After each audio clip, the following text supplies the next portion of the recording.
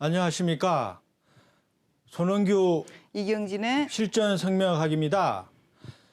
지난 시간에 성명학의 수리 성명학을 보았습니다. 수리는 기본수 1부터 10까지를 다루어 보았는데요. 수의 근원은 하도와 낙서로 근원을 찾을 수 있습니다. 지금 그 수에 대해서 성명학에서 문제시 되는 게 좀 하나가 있어서 설명을 드리면은요. 하도의 낙서에 근거를 하면은 만물은 수에서부터 시작하기 때문에 1이 수가 되고요. 2가 하가 되고 3이 목이 되고 4가 금이 되고 5가 토가 됩니다. 그래서 이러한 생수의 만물의 근원인 오토를 보태서 16수가 되고 27 화가 되고 38 목이 되고 49 금이 되고 50 토가 되어서 1부터 10까지를 하면 55수가 되어서 하도와 낙서를 이렇게 구성을 하는데요. 여기서 보면은 16수가 27화를 이렇게 극을 하기 때문에 우리가 상생의 구조는 목화토금수로 이루어져 있습니다. 이렇게 하니까 원형 이정의 주역의 원리에 맞지 않아서 성명학에서는 그 수의 오행을 다르게 취급하고 있습니다. 이러한 문제를 한번 다루면서 이번 시간을 한번 보도록 하겠습니다. 선생님, 설명 좀 하시죠. 네, 좋은 말씀이십니다. 아주 의론이 분분하고 성명학의 삼원오행, 수리오행은 필요 없는 것이다. 안 보는 사람 많습니다. 요즘에 보니까 그 옛날에 하시던 분들도 이제 귀찮으니까 안 보시고. 근데 이 오행이라는 것은 생성이 되고 그다음에 유행을 하는 것이죠. 그 유행도 상극과 상생으로 나눠서 봐야 됩니다. 그래서 일육수 뭐 이치라 이렇게 나가는 것이 옳고요. 근데 이 기본수라는 것은 제가 보기에 지금 이 이론이 너무 많아서 유림방송에서 이런 자리를 마련해 주셔서 연구할 기회가 있었습니다. 제가 아까 계사전 저번 시간에 계사전 말씀을 드렸잖아요. 천수 1, 지수 2 이렇게 나간 거. 천일, 지2, 천삼, 지사, 천오, 지6, 천칠, 지8, 천구, 지10 해서 1에서 10까지의 숫자를 그때 말씀드렸었죠. 그래서 그 숫자가 그 음양으로 이루어져 있고, 그래서 제가 이 삼원오행을 하시던 분, 또 지금 버리신 분, 이런 분들한테 공통적으로 이렇게 조사를 했을 때 공통점은 그것이 뭔지 모르겠지만 그 1, 2는 목이요, 3, 4는 화다, 5, 6은 토고, 7, 8은 금이고 9, 10은 수라고 말했는데, 아까 선생님 말씀하신 1, 6 지금 우리 모두 그렇게 알고 있거든요. 1, 6은 상생 상극에서도 역시 수고 뭐 이렇게 2, 7, 1 아까 이 생수하고 성수 말씀하셨잖아요, 선생님께서. 그랬을 때 1하고 5를 더하면 6이 돼서 1과 6이 짝이 되면서 양 1하고 6하고 짝이 돼서 수를 이루는 겁니다. 수가 생겨나서 성수, 그러니까 성수, 완성이 되는 것이죠. 2하고 7이 들어가서 화가 되고, 3에 5를 더해서 8이 돼서 목이 되고, 4에 5를 더해서 9가 되면 4구 금이라고 하죠. 5는 제자리에서 이제 자기를 거듭한다고 합니다. 그래서 10의 토가 되는데, 그렇게 되면 수, 화, 목, 금, 토. 이것은 홍봉구조에 보면 일왈 오행이라고 있습니다. 그 홍봉구조는 정치하는 데 쓰이는 건데, 거기 숫자를 매겨서 첫 번째 오행을 다루는 얘기가 나오는데, 거기에 보면 수화 목금토로 생겨났다고 합니다. 그 생성의 숫자. 그 다음에 목화토금수로 유행을 하는 것이고요. 목화토금수로 유행하면서 또 반대로 상극도 동시에 공존하는 것이죠. 하나만 있는 것이 아닙니다. 상생 중에 상극이 있고 상극 중에도 상생이 있는 것이죠. 근데 제가 보기에 성명학에서 쓰이는 1, 2가 목이다 하는 것은 이제 이거 조사하면서 보니까 아까 계사전에 있는 천수 1, 지수 2 거기에 순서대로 갑을 병정을 붙여 보면요. 1이 갑이고 2가 을이죠. 그러면 천수 1이 되고 지수 2가 되죠. 그 다음에 천수 3이 되죠. 병정, 무기, 경신, 임계하면 이렇게 갑을에 1, 2가 천수, 그 다음에 지수가 배당이 되고 목이라고 하는 것입니다. 그러니까 이거 지금까지는 뭐 이거 삼원오행 뭐 때문에 근거 안 되는데 이런 이치가 있는 것으로 보입니다. 그리고 이 천간의 순서는 우리가 잘 쓰진 않지만 오운육기라고 선생님 들어보셨죠? 네, 네. 오운육기에 보면 이 천간에 합하는 기운, 합하하는 기운이 있지 않습니까? 그 합하는 기운이 오운을 이룬다고 그래요. 그러니까 오운육기가 뭡니까? 저게 하늘과 땅에, 그죠? 지구에 제가 듣기로는 지구의 자전과 공전 때문에 생기는 기의 교류나 뭐 운행 상태 이런 얘기를 하시더라고요. 근데 이제 갑기가 합하면 토가 되죠. 그래서 그 뭐 무슨 지기 이런 얘기가 나옵니다. 예를 들어서 정하고 임이 합하면 정임 합목해서 목의 기운이 생성된다고 하죠. 예, 오운에서 그렇게 말하는 걸로 알고 있습니다. 또 지지는 육기를 행성하고 천은 이 천간은 화하는 기운 합해서 화하는 기운으로 합을 사용하고요. 지지에서 나는 기운은 그 충의 기운으로 서로 대극하면서 마주보는 대척점에서 뭐 묘유 뭐 이런 거 그죠? 좌오가 뭡니까?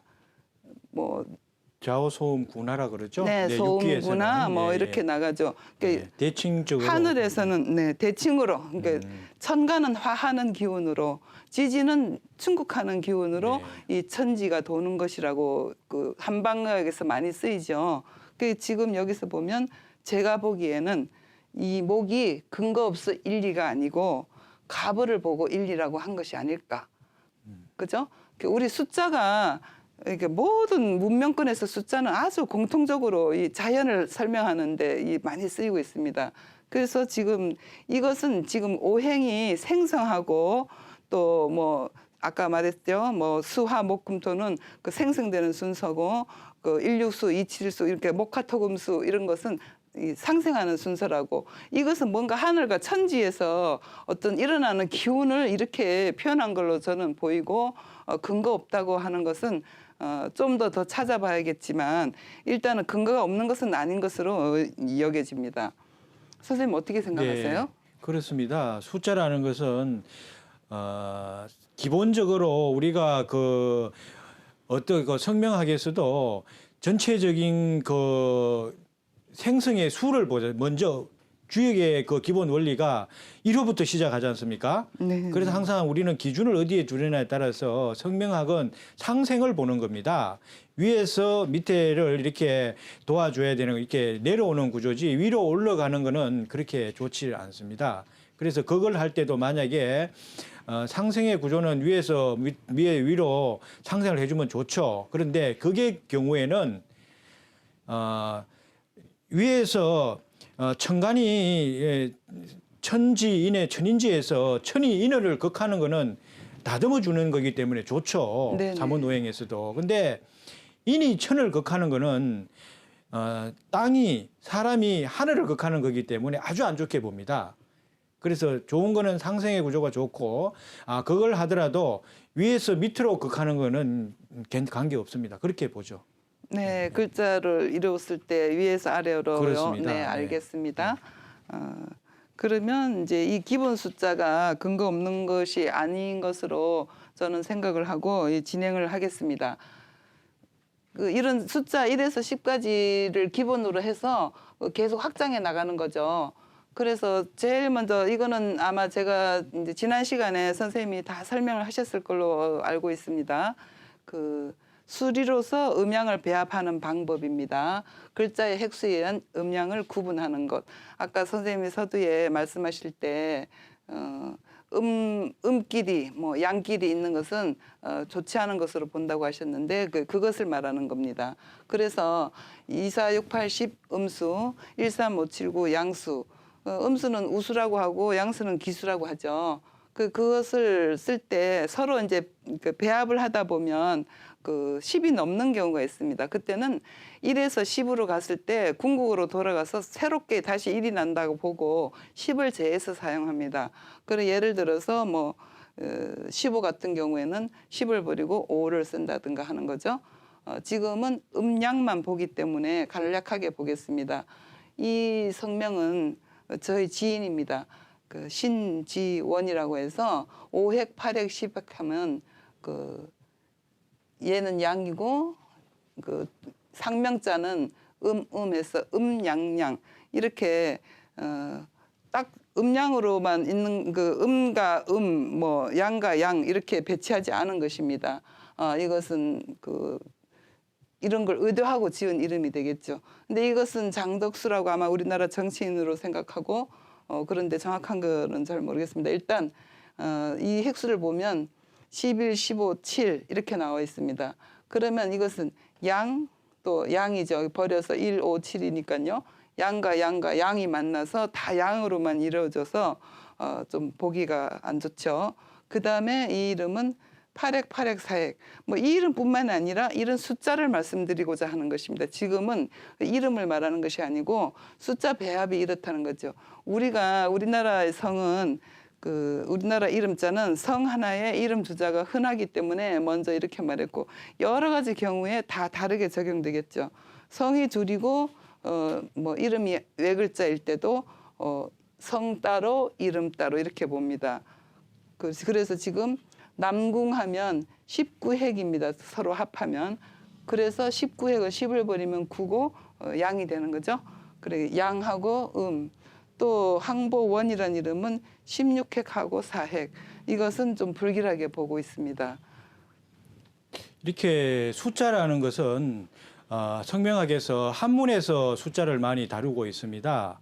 한문의 기원을 보면은 표의 문제라 그래서 뜻글자로 이렇게 많이 다루는데요. 이 생성 배경이 우리가 중국의 하은주 시대에 은나라 때 갑골 문자가 나왔습니다. 인간의 최대의 결점은 우리 눈으로 미래를 볼 수 없다는 건데요. 이렇게 미래를 볼 수 없기 때문에 점을 쳤습니다. 거북의 등에 점을 쳤는데 거북의 등껍질에 열을 가하니까 이게 갈라지는 거죠. 네네. 그 형체를 보면서 갑골 문자에 글이 만들어지고 한자가 만들어지는 거죠. 한자가 만들어지면서 그 자체도 보면은 한문의 자체도 보면은 우리가 영험함이 있다 그러지 않습니까? 그런데 거기에 점을 칠 때 갈라지는 순서라든지 이런 거를 가지고 우리가 수를 결합하는 것 같아요. 네, 그걸 구복점이라고 말합니다. 네, 그렇습니다. 네. 예, 그래서 이러한 한문에서 가지고 우리가 그 소리 글자인 한글에서는 수를 그렇게 다루지 않습니다. 일부는 수를 보는데 한글에는 모음 자체가 음양으로 구성되어 있기 때문에 그 획수를 보지 않고요. 한문에서 뜻글자 의미에서 수를 많이 다루고 있습니다. 성명학에서. 자, 그러면 이번에는 그 기본수 10개를 또 사용하는 그래서 제가 이번에는 십간오행이라고 붙여봤습니다. 그 오행수리에 대해서 수리오행이라고도 하죠. 수리로서 배합하는 오행이라는 뜻입니다. 그 방법이 여러 가지가 있습니다. 지금은 제가 3가지만 적었지만 제가 현재 조사한 바로는 크게는 4가지요. 각자 개인적으로 주장하는 것은 지금까지 7가지를 발견했습니다. 그대로 다 적기는 뭐하고 대표적인 것을 말씀드리겠습니다. 첫 번째는 획수 그대로 배치하는 것. 그 다음에 사격의 식이라고 했는데 사격의 식보다도 뭐 천지인 사상에 근거한 것으로 보이는 방법. 그 다음에 또 삼재식으로 보이는 방법. 이렇게 대략 많은데 여기서는 이 2가지에 대해서 알아보겠습니다. 먼저 획수 그대로 배치하는 방법입니다. 그래서 이것이 무엇이 중요하냐 이러는데 이것이 말 그대로 삼원. 삼원이라는 것은 세계의 으뜸이라는 거죠. 원이라는 글자는 시작도 되고 우리 원형 이정에서 원이 봄을 의미하듯이 삼원, 그러니까 획수 그대로 배치하는 방법은 삼원오행이라고 합니다. 그래서 지금 이 숫자가 이 이름이 임수정이라고 되어 있지 않습니까? 그랬을 때 임은 6핵이고 수는 7핵, 정은 8핵이죠. 이럴 때 6은 아까 1, 2, 3, 4, 5, 6, 7, 8, 9, 10에서 5, 6이 토였죠. 토. 그 다음에 7, 8이 금이고 또 그래서 토금금이 됩니다. 그러면 선생님 이렇게 토하고 금금이 되는 것은 어떻게 금이 나란히 있는 것은 어떻게 생각하십니까? 금은 우리가 그 숙찰의 기능이 있기 때문에 금이 겹치는 것은 좋지 않습니다. 이게 그러니까 이렇게 상생되지만 그렇습니다. 여기 네. 두 개의 관계를 따로 보는다는 네, 거죠. 그렇습니다. 네. 알겠습니다. 그 다음에는 선우 윤정이라고 있습니다. 성이 선우기 때문에 20획, 12획, 16획입니다. 이렇게 수, 목, 토가 되겠습니다. 0을 그러니까 9하고 10이 수고 1, 2가 목이고 5, 6이 토기 때문에 이렇게 예를 들은 것은 이것은 좋게 볼 수도 있기 때문에 들은 것으로 보입니다. 그런데 이렇게 나란히 있는 것은 좋지 않다고 말씀하시네요. 그다음에 그러면 이것도 수목 토이기 때문에 그 수생목은 괜찮지만 목국토가 되는데 아까 이걸 안 좋다고 볼 수도 있겠지만 상극이지만 선생님 아까 좀 전에 하신 말씀 중에서는 위에서 아래를 극하는 것은 뭐 그렇게 목은- 무방하다 이렇게 말씀하시는데 그것에 해당되는 것입니까? 목은 토에 뿌리를 내리는 개념이 있고요. 네네. 그래서 그런데 지금 지금 이렇게 한자를 독립적으로 보지 않습니까? 네네. 독립적으로 보는 것은 우리가 관계성으로 보는 삼원오행이 있고요. 네네. 원형 이정으로 이렇게 더해서 보는 경우가 있고 지금 독립적으로 보지 않습니까? 네. 그러면은 중간에 천인지에서 그렇게 이제 보는 거는 이제 하체 쪽이라든지 이렇게 이제 단순하게 봐야 될 것 같습니다. 한 몸뚱이를 보고 네, 서로 네. 연결지 않고 나누어서 그렇습니다. 보는 방법. 예. 그럼 이것도 어떤 의미가 있겠습니다. 그렇습니다. 네. 여러 가지 방법이 너무 많아서 대표적인 걸 했는데요. 그러면 다음 그 방법을 보겠습니다. 그 사격의 식이라고 아까 말씀드렸는데 원형 이정의 식으로 배워봤는데 사실은 찾아보면 세 가지 수리를 구성하는 방법을 쓰고 있기 때문에 그 삼원 오행에 해당된다고 보겠습니다. 제가 이게 그 보기 편하게 하라고 이렇게 했는데 더 천인지로 보는 게 좋겠습니다. 그 이름이 이경석입니다. 7획, 8획, 16획이라서 여러 가지 방법이 있습니다. 이 선생님 여러 가지 방법이 많죠. 얘가 성을 독립적으로 보는 방법. 그래서 성하고 상명자, 성하고 하명자. 그다음에 성에 또 가성수를 더해서 보는 방법. 근데 그것을 많이 쓰고 있는데 저는 또 이것도 의미가 있다고 생각해서 이것을 설명드리려고 합니다. 많이는 안 쓰고 있는 것 같습니다. 그래서 이격이라 하면 성과 이름의 끝자를 더하는 것입니다. 그래서 7 더하기 6 하면 23획이죠. 제가 그렇게 생각하는 이유는 세 글자일 경우에 특히 천인지를 말했기 때문에 성은 하늘에서 부여받은 조상한테 물려받은 그 뭐 버릴 수 없는 거죠. 그대로 계승해야 되는 그런 의미에서 천이 되고 그다음에 상명자는 가운데에서 천과 지가 되면 그 인의 개념이 될 수 있겠죠. 그래서 격을 만들 때도 천격, 인격, 직격 뭐 이렇게 얘기하는 걸로 알고 있습니다. 그래서 지금 이 격은 천지의 교화작용이라고 볼 수 있겠죠. 그 다음에 형격은 말 그대로 지금 부모에게서 물려받은 그 인격, 형격이 인격이 되겠습니다. 원격은 이름 두 글자 합한 것. 그래서 24획이 돼서 이것을 앞에 10단위를 떼고 보면 그 3, 5, 4가 돼서 3은 3, 4는 화고 5, 6은 토였죠. 그 다음에 3, 4 하니까 화토화가 됐습니다. 그러면 여기 길하다고 돼 있는데 이렇게 중첩이 돼 있어도 상관이 없는 것입니까? 우리가 그 성명학의 이론은 다양한데요. 오늘 선생님께서는 다양한 방법으로 성명학 이론을 설명하시는 것 같고요. 보통 보면은 사격에는 네 가지가 나오고요. 지금 그 천인지의 개념으로 이렇게 설명할 때는 보통은 이격이 잘 안 들어가거든요. 예, 그런데 이렇게 설명을 하셨는데 그 이걸 관련 관계에서 보면 책에서 찾아봤습니다. 네, 예. 오행으로는 하가 다 중간에 지금 천인지의 개념으로 봤을 때는 인격이 본인으로 취급하기 때문에 네. 밑에 위에 상하에서 서로 도와주기 때문에 좋은 개념으로 볼 수 있겠습니다. 그러면 예. 만약에 이 금금이 돼서 그렇게 하면 기운이 빠진다고 응용할 수도 있겠습니다. 그렇습니다. 내가 이 삼원이라는 그 관계는 인간 관계를 보는 거거든요. 네네. 상하의 관계를 보는 거기 때문에 다른 특별한 거는 없습니다. 그러면 어떤 관계성을 보면 네. 조금 전에 획수 그대로를 말씀드렸지 않습니까? 네, 네. 그다음에 이렇게 뭔가 배치하는 그 서로 구성하는 거를 뭐 이렇게 들어서 방법은 여러 가지 이것이 더 여러 가지가 많습니다.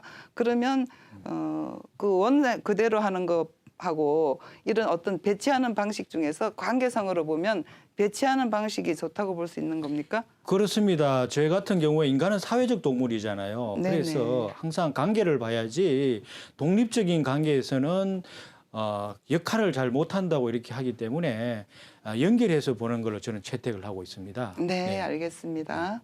그러면 그 지난 시간에 이어서 이 기본수에 대한 기본수로 만드는 것은 거의 다 대략적 개괄해 드린 것 같습니다. 그러면 이제 그 상담 사례가 하나 들었다고 들었는데요. 지금까지 오늘 한 것, 지난 시간에 한 것 두 개를 합해서 이 사례를 한번 보도록 하겠습니다. 네. 본 상담 사례는 지금 개인 사업을 하고 있는 걸로 이렇게 나왔는데요.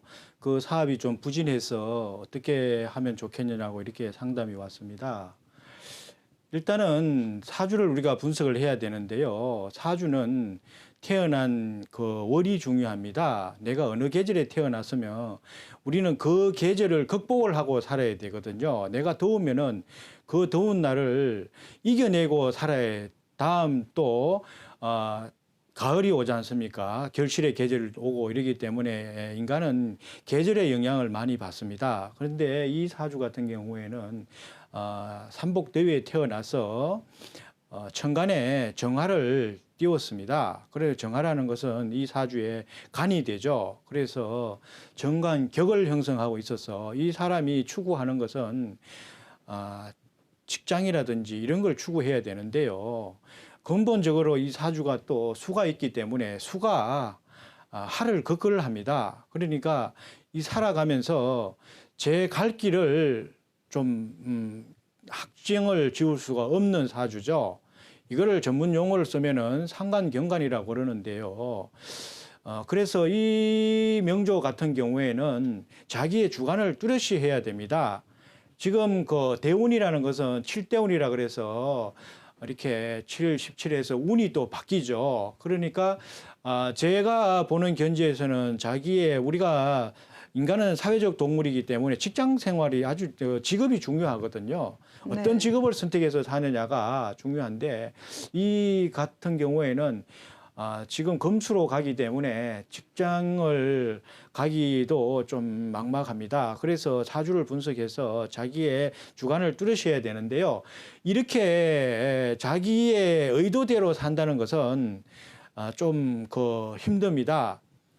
왜 그러나 그러면은 우리 인간은 의식의 세계와 무의식의 세계가 있는데 내가 의식의 세계로 살려고 그래도 이 마음의 무의식의 세계들이 내가 가려고 하는 길을 잘 도와주지 않죠. 그래서 항상 무의식의 세계를 일깨워야 되기 때문에 마음 수양을 해야 되고 그렇습니다.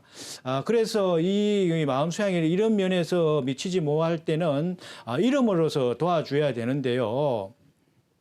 이름을 보면은 지금 오늘은 수리를 하지 않습니까? 그래서 수리적으로 보면은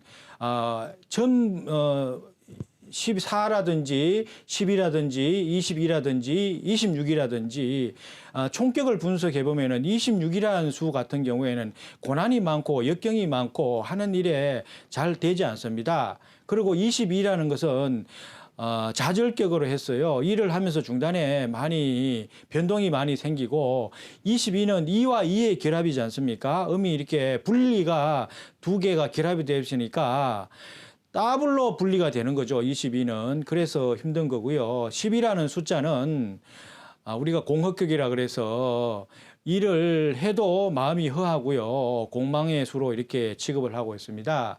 사수리 같은 경우에는 사방팔방으로 다 흩어져 버리잖아요. 네. 그래서 어떻게 보면은 사를 우리는 쉽게 얘기하면은 사는 죽음의 수다 이렇게도 이렇게 표현을 합니다. 그래서 이러한 경우에 사주를 도와주는 수리가 아주 지금 잘못되어 있는 그런 경우입니다. 그래서 사주가 잘못돼서 했을 때는 이름으로 보충을 해야 되는데 이런 좀 경우가 좀 잘못돼서요. 신년이라든지 이렇게 새해가 되면은 이렇게 신수도 이렇게 점검을 해야지 좋은 것 같습니다. 네, 이분은 선생님. 상담이 많이 필요하시겠습니다. 그렇습니다. 네, 네. 예. 네. 우리 다음 시간에는 네. 이 대략적인 거 수리 오행에 대해서 여태까지 한 것을 선생님이 설명해 주셨습니다. 다음 시간에는 또 총 수리를 보는 80일 수리 기륙년에 대해서 열심히 연구하여 조사해서 이것도 이설이 많습니다. 다음 시간에 잘 말씀을 드리도록 하겠습니다. 감사합니다. 네, 수고하셨습니다. 이것으로 이번 시간 마치도록 하겠습니다.